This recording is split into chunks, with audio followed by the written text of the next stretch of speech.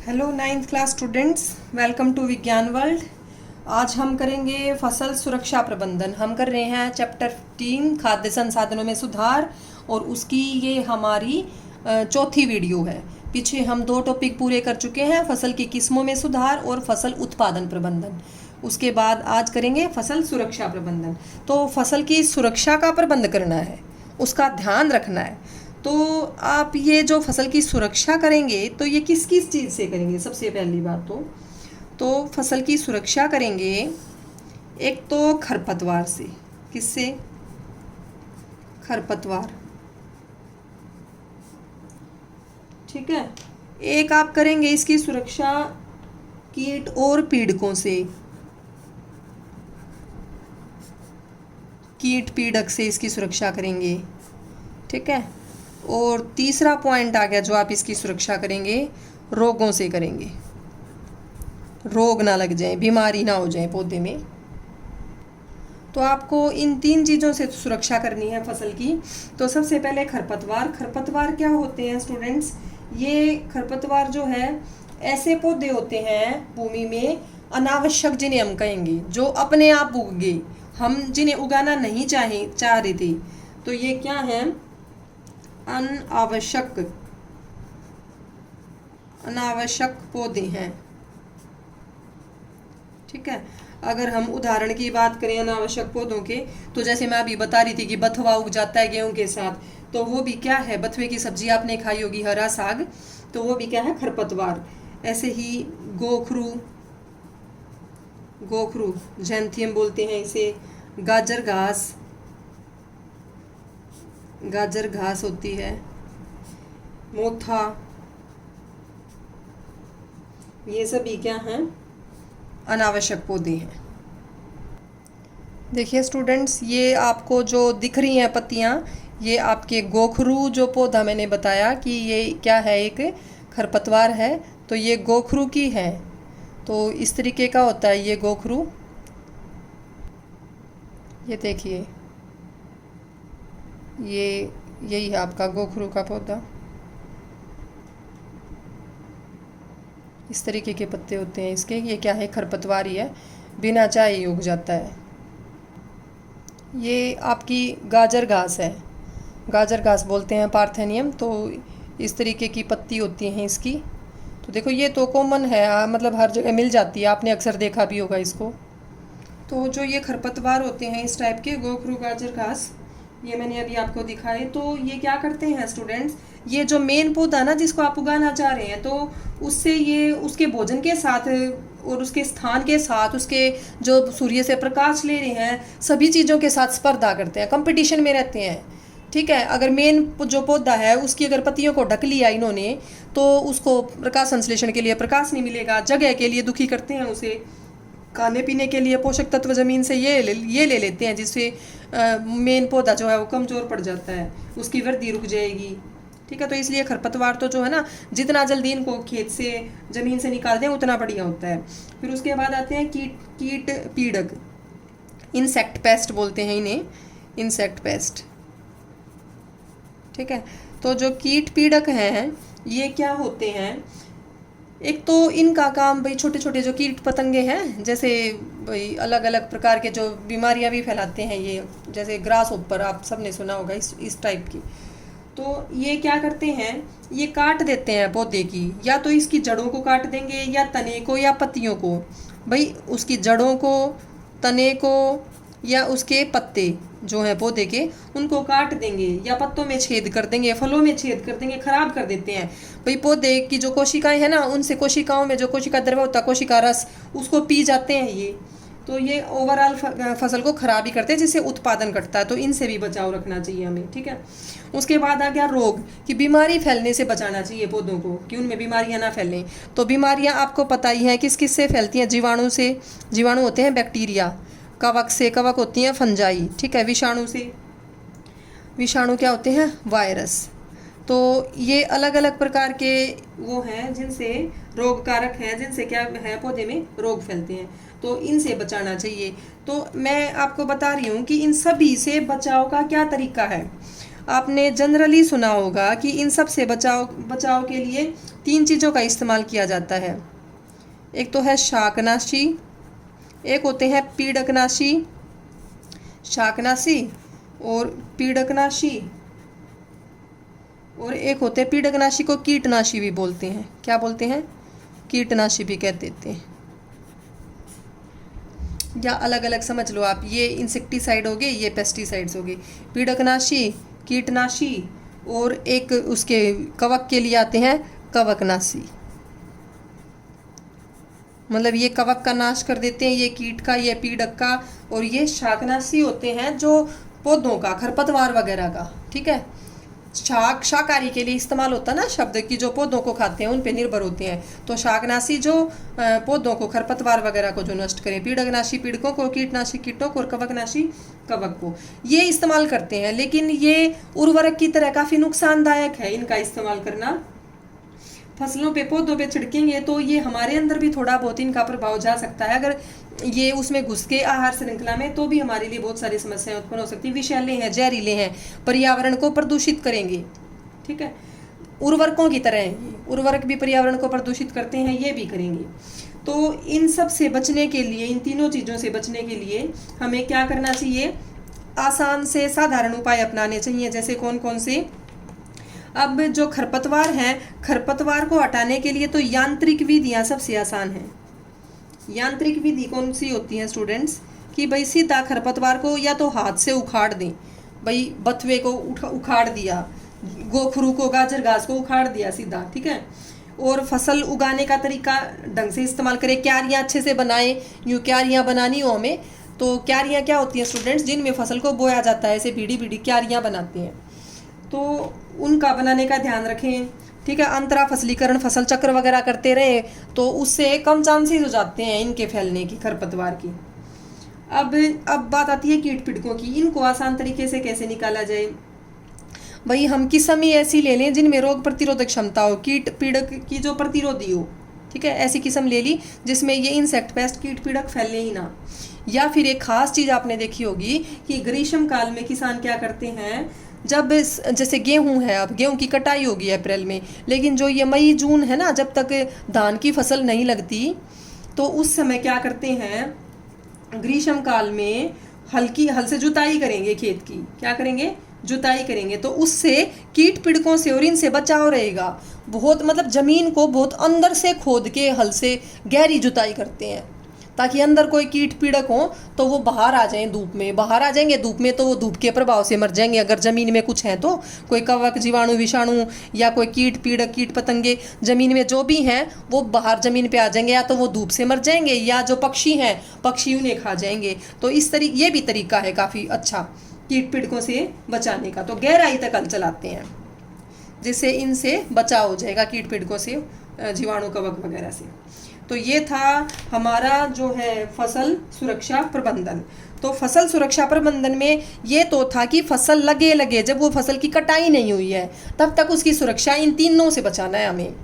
उसके बाद अगर कटाई हो जाती है फसल की, कटाई के बाद उसे कैसे बचाएंगे? अनाज हो गया, फिर तो हमारे पास अनाज आ गया, भाई गेहूं है, धान है, मक्का है, बाजरा है, वो सब कट के और अनाज आ गया। तो उसके बाद जो अनाज का भंडारण है उसकी सुरक्षा हमें करनी चाहिए, कि जो अनाज का है क्या भंडारण है, उसको भंडारण होता है इकट्ठा करके रखना।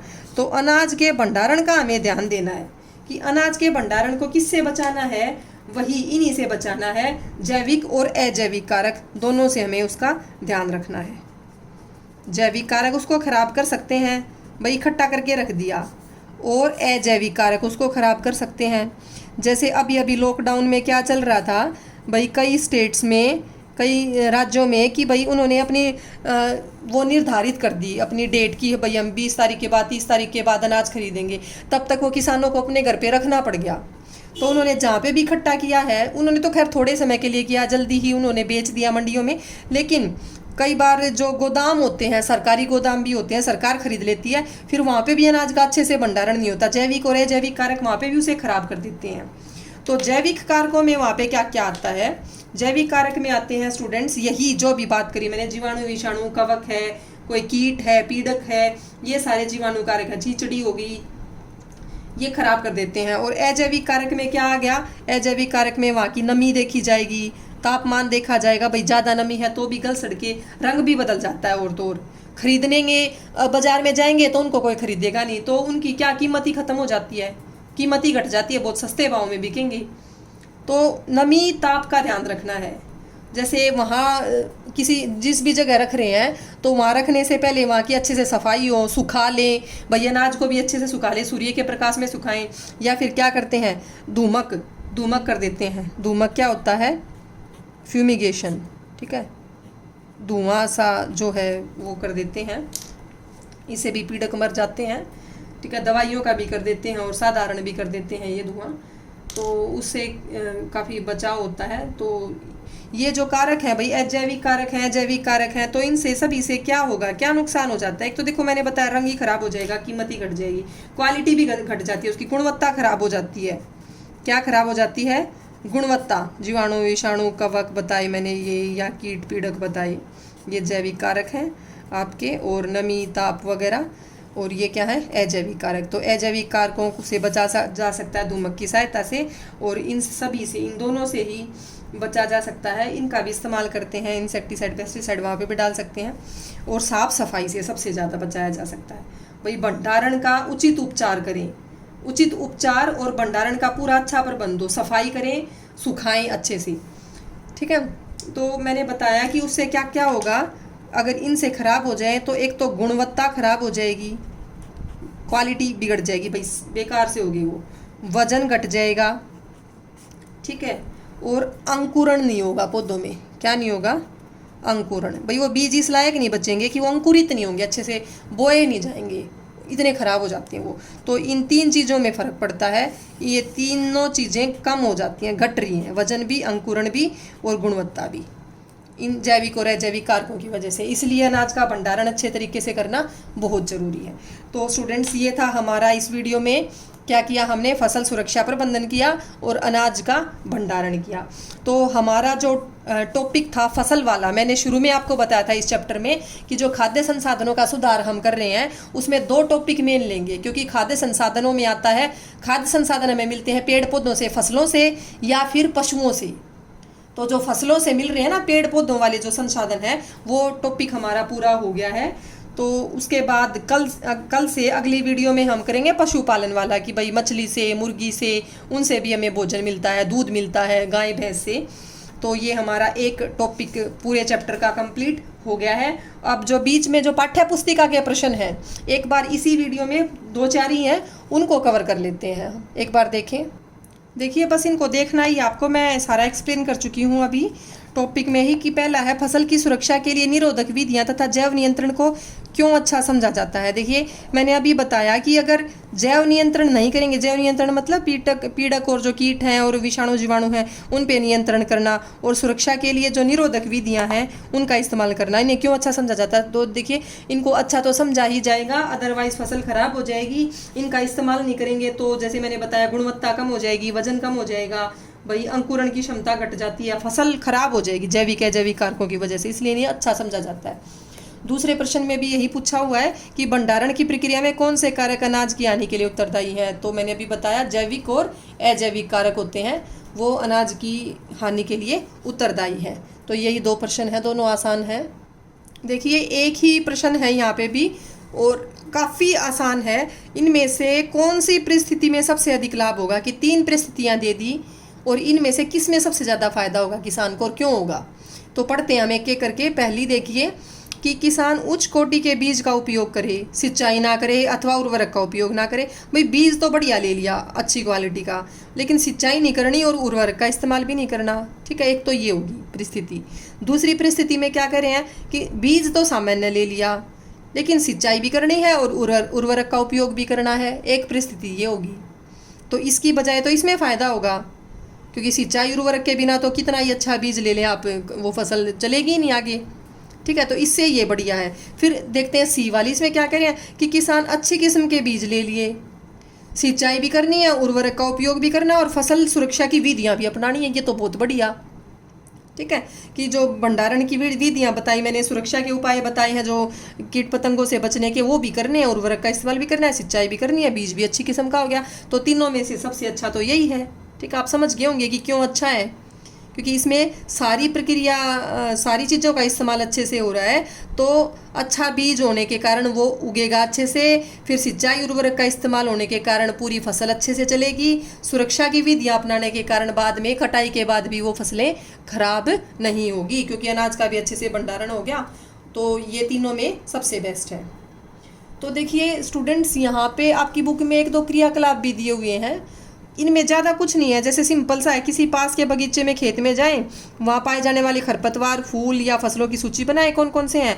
तो इनके आधार पर कोई कीट पीड़क लगाओ तो उसकी सूची बनाएं, भाई कौन से, किस में कौन सी बीमारी फैली हुई है। तो आप ये कर सकते हैं। ऐसे ही इधर है, अनाज या दालों के बीजों को इकट्ठा करके और उनकी जानकारी लेनी है कि भाई कौन सा अनाज किस मौसम में बोया जाता है और किस मौसम में उसकी कटाई होती है। तो ये साधारण से क्रियाकलाप हैं, इसलिए मैंने ज़्यादा कुछ नहीं बताया, और ये प्रैक्टिकल है, जाके करने के हैं आपकी, तो इस वजह से मैंने इनको ज़्यादा एक्सप्लेन नहीं किया अभी तक। उसके बाद ये प्रश्न आ गया, खाद और उर्वरक के उपयोग की तुलना करनी है कि मिट्टी की उर्वरता को बनाए रखने के लिए। तो ये मैंने पूरा अच्छे से समझाया था, आप वीडियो को अच्छे से देखना, पीछे वाली जो वीडियो थी इससे। फिर दो प्रश्न ये हैं, वृहत पोषक क्या होते हैं और इन्हें वृहत पोषक क्यों कहते हैं। ये मैंने बताया था कि जो ज़्यादा मात्रा में चाहिए होते हैं ऐसे पोषक तत्व जो पौधे को, उन्हें वृहत पोषक कहते हैं। वृहत मतलब ज़्यादा, इस वजह से इन्हें वृहत शब्द का इस्तेमाल किया गया। फिर अगला है, पौधे अपना पोषक कैसे प्राप्त करते हैं। तो जैसा कि मैंने पीछे वीडियो में बताया था कि कार्बन ऑक्सीजन मिल जाएंगी हवा से, हाइड्रोजन मिल जाएगी पानी से, और बाकी जितने भी पोषक तत्व हैं वो कहाँ से प्राप्त करेगा पौधा, मिट्टी से। तो ये प्रश्न हो गए हैं। उससे पीछे जैविक अजैविक कारक वाला जो करवाया था, जो फसल की किस्मों में सुधार, ऐच्छिक सस्य विज्ञान वाला, वो हम उससे पीछे वीडियो में कवर कर चुके हैं। तो स्टूडेंट्स, यहाँ तक हमारा पूरा आधा चैप्टर कंप्लीट हो गया है। और उसके बाद तो ये फसल सुरक्षा प्रबंधन अच्छे से कर चुके हैं हम। फिर अगली वीडियो में करेंगे हम पशुपालन के बारे में। तो स्टूडेंट्स, अगर आपको मेरी वीडियो पसंद आई है तो इसे लाइक ज़रूर करें, सब्सक्राइब करें, शेयर करें अपने फ्रेंड्स के साथ। Okay, thank you.